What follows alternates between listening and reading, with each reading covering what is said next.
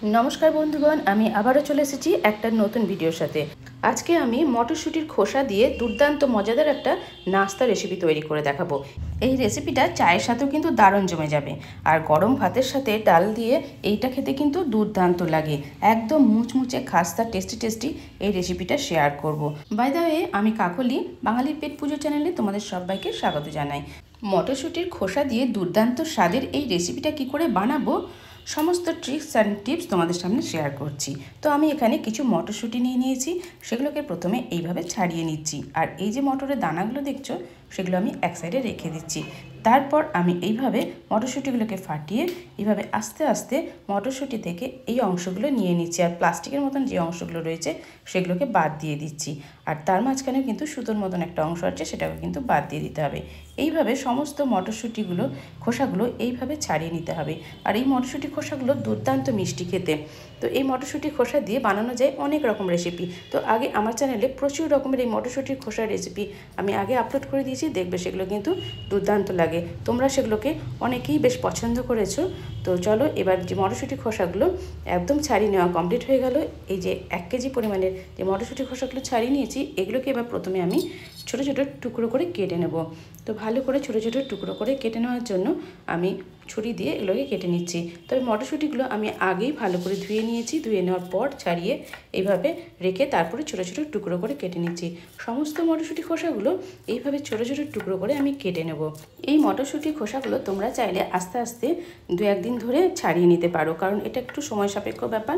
সেই জন্য এভাবে আমি আগের দিন ছাড়িয়ে রেখেছি, তারপরের দিন এই রেসিপিটা বানাচ্ছি।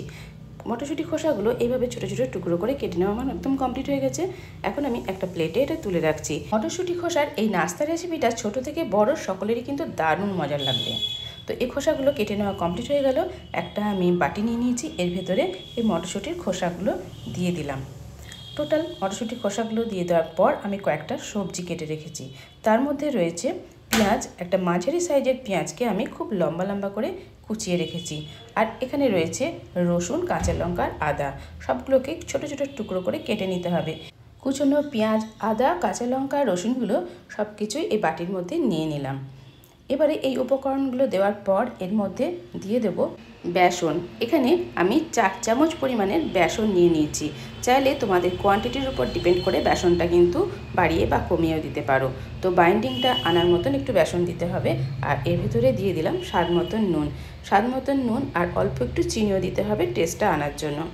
তো চিনিটা চাইলে তোমরা স্কিপও করতে পারো। আর দিয়ে দিলাম হলুদের গুঁড়ো। আর এখানে নিয়েছি দেখো জোয়ান। জোয়ানটা দিলে পরে কিন্তু টেস্টটা দুর্দান্ত লাগে। জোয়ানটাকে একটু হাতে এইভাবে ভেঙে দিলাম। এবারে অল্প অল্প করে জল দিয়ে আমি এটাকে মাখিয়ে নেব। তবে এটা খুব পাতলা করলেও হবে না, আবার যে খুব শক্ত সেটা করলেও কিন্তু চলবে না। এখন আমি আস্তে আস্তে হাত দিয়ে খুব ভালো করে সমস্ত উপকরণগুলোর সাথে মিশিয়ে নিচ্ছি। চাইলে তোমরা যদি তোমার বেসনের পরিমাণটা আরেকটু লাগে সেখানে কিন্তু অ্যাড করতে পারো। এবার আমি গ্যাস অন করে দিয়েছি, গ্যাসের উপর কড়াই বসিয়ে দিলাম। কড়াই বসিয়ে দেওয়ার পর আমি এখানে দিয়ে দিলাম সর্ষের তেল। চাইলে তোমরা সাদা তেলেও এটা ভাজতে পারো। তো আমি সর্ষের তেলটা বেশ কিছুটা পরিমাণে দিয়েছি। তারপরে এই যে উপকরণগুলো একসাথে মাখিয়ে রেখেছি, এবার এটাকে হাতে করে এইভাবে ছোটো ছোটো বলের মতন করছি। বলের মতন করে তেলটা গরম হয়ে যাওয়ার পর একটা একটা করে ছেড়ে দিচ্ছি। তোমরা চাইলে তোমাদের মতন শেপ করে এটাকে বানিয়ে নিতে পারো। দেখো এখন আমি বেশ ছোটো ছোটো গোল গোল করেই ছেড়ে দিলাম। তারপরে এটাকে কিন্তু হালকা করে ফ্রাই করে নেব। আমি কিন্তু এটাকে ডিপ ফ্রাই করব না। এখন গ্যাসের ফ্লেমটাকে আমি হাই করে রেখেছি। তারপরে ছেড়ে দেওয়ার পর আমি গ্যাসের ফ্লেমটাকে মাঝারি টু লো করে হালকা একটু ভেজে নেব। একদম ডিপ ফ্রাই এটা করবই না। তো আমার এই মটরশুঁটি খোসার পেঁয়াজ দিয়ে সব কিছু মিক্সড করার যে উপকরণটা, সেটা আমার আস্তে আস্তে চারিদিকে দিয়ে দিয়েছি। এখন আমি উল্টে পাল্টে দেবো। উল্টে পাল্টে এবার আমি উল্টে দিচ্ছি। দেখো এক সাইড হয়ে গেছে। এক সাইড হয়ে যাওয়ার পর আস্তে আস্তে উল্টে দিতে হবে। চাইলে তোমরা আরেকটু তেলেও কিন্তু ভেজে নিতে পারো। আমি এখানে অল্প তেলেই এগুলো ভেজে নিচ্ছি। আর চাইলে তোমরা আরও কিন্তু স্যালো ফ্রাইও করে নিতে পারো। অল্প তেল দিয়ে সেঁকে সেঁকে করলেও কিন্তু ভালো লাগে এই রেসিপিটা। তো দেখো আস্তে আস্তে আমি এগুলোকে উল্টে দিচ্ছি। উল্টে দেওয়ার পর কিন্তু বেশিক্ষণ আর ভাজবো না।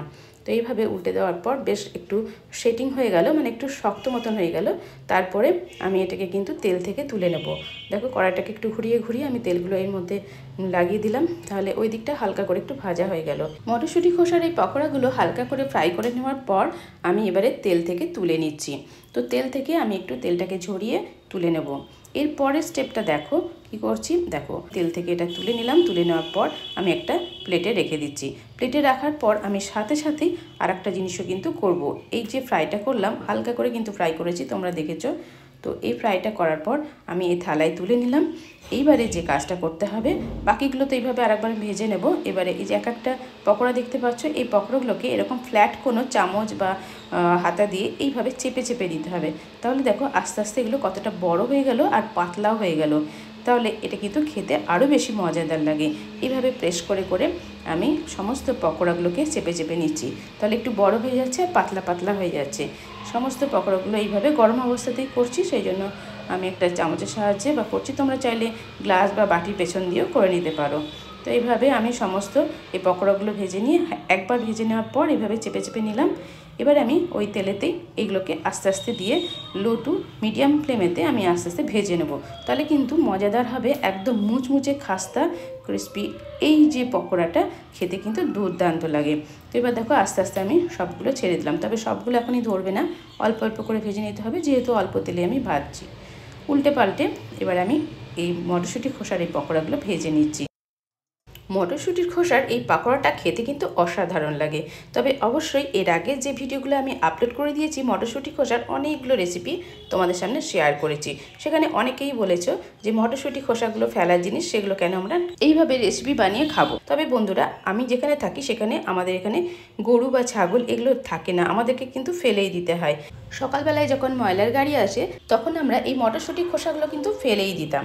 অতএব আমাদের এখানে যেহেতু গরু বা ছাগল কোনোটাই নেই, ফেলাই যায়, সেই জন্য আমি চিন্তা করলাম এইভাবে রেসিপি বানিয়ে খেলে তো দারুণ মজা লাগে। তবে অবশ্যই যাদের গরু বা ছাগল এগুলো আছে তারা অবশ্যই তোমরা গরু ছাগলের জন্য ওই মটরশুঁটি খোসাগুলো দিয়ে দেবে। যাদের নেই তারা এইভাবে মানে রেসিপিগুলো বানিয়ে খেয়ে দেখবে, দুর্দান্ত মজাদার লাগে এই রেসিপিগুলো। আর এই মটরশুঁটির খোসায় রয়েছে কিন্তু অনেক অনেক গুণাবলী। তো এই মটরশুঁটির খোসা খেলে কিন্তু আমাদের শরীরের অনেক কিছু ভালো হয়। যাদের সুগার বা প্রেশার আছে তারাও খেতে পারো, যারা ডায়েট করছো তারাও এই রেসিপিগুলো বানিয়ে খেতে পারো। এটা কিন্তু অনেকটা হেলদি ফুড বলতে পারো। তো এইভাবে আমার মটরশুঁটির খোসার এই যে পকোড়াগুলো বানানো একদম কমপ্লিট হয়ে গেল। তোমরা দেখতেই পাচ্ছ, আমি একটা দেখিয়ে দিচ্ছি কতটা মুচমুচে হয়েছে, কতটা বা ক্রিস্পি হয়েছে। শব্দ শুনে নিশ্চয়ই বুঝতে পারছো। তো এইভাবে তোমরাও কিন্তু বাড়িতে বানিয়ে ফেলতে পারো মটরশুঁটির খোসার পাকোড়া। তো বন্ধুরা, কেমন লাগলো এই পাকোড়াটা? আমার কিন্তু ভীষণ মজাদার লাগে। তোমরা অবশ্যই একবার ট্রাই করবে, করে খেয়ে আমাকে কিন্তু অবশ্যই কমেন্ট করে লিখে জানাবে যে কেমন লেগেছে। যদি ভালো লাগে অবশ্যই একটা লাইক করে দিও, আর তোমাদের ফ্রেন্ড সার্কেলকে অনেক অনেক শেয়ার করার অনুরোধ রইল।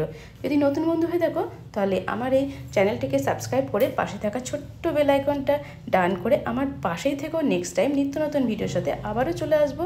তোমরা বাড়িতে থাকো, সুস্থ থাকো, টাটা, বাই বাই।